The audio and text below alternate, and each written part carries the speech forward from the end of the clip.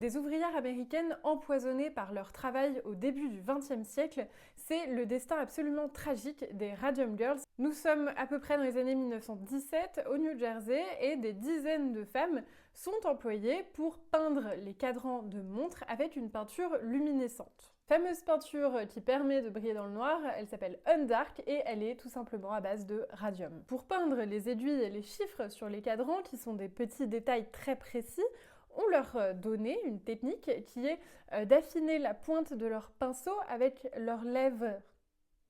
Vous me voyez venir?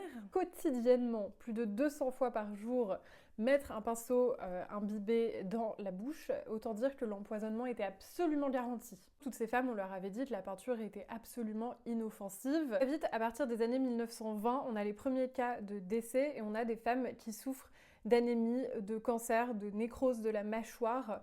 Bref, des choses vraiment pas joyeuses, et au lieu de se dire qu'il y a un problème, on va essayer de les discréditer, de les dénigrer en ruinant leur réputation et en disant qu'elles meurent de la syphilis. On est dans les années 20, période de la prohibition.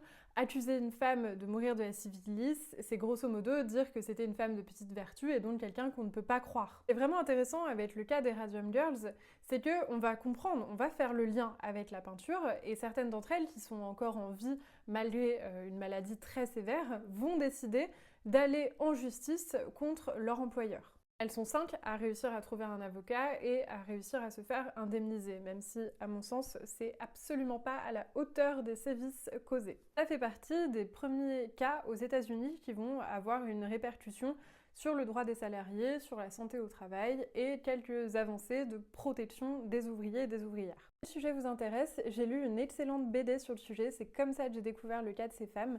Je vous mets la photo juste là, et sur ce, je vous dis à très bientôt pour de nouvelles anecdotes historiques.